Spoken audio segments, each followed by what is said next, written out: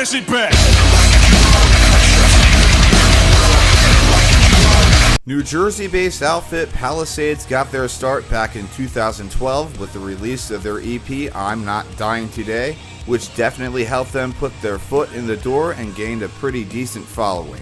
Receiving rather mediocre reviews, we all know this wasn't the band's full potential. They then would go on to gain a reputation for being a very fun band with the releases of their two following albums, Outcast in 2013 and Mind Games in 2015, both of which had their respective successful singles, mainly their single High and Low, which features massive electronic beats and a hook that doesn't quit.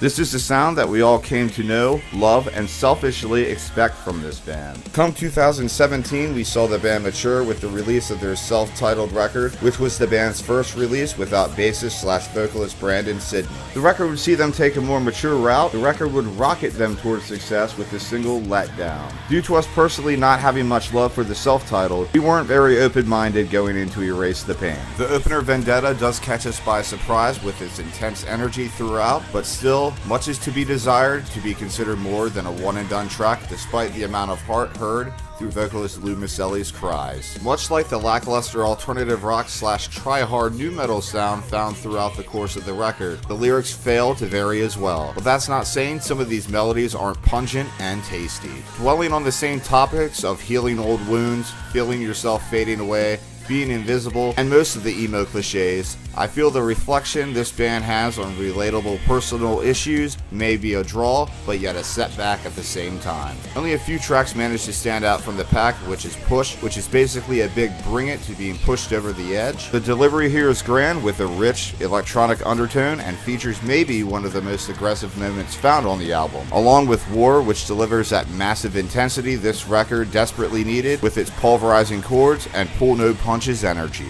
In a nutshell, most of this album flows together almost a little too well, making most of the tracks sound identical, much like their previous effort. Palisades definitely isn't a prime example of molding the current norms of pop and alternative rock. It's being done way better by other bands right now, like obviously Bring Me the Horizon, and hey, even The Word Alive took a wild stab at it, and even though we weren't too keen on Violent Noises, it was still better than this as far as a repeat value. After my 3 straight listens to get this rough review, I don't see myself coming back to this anytime soon. Overall, I'm giving Erase the Pain 2 out of 5 stars due to the been there, done that mentality they had going into this record. They display little to no progression since their last release. For me, this band looks like a shadow of their once self, stale and boring, which is something I never thought I'd say in 2015.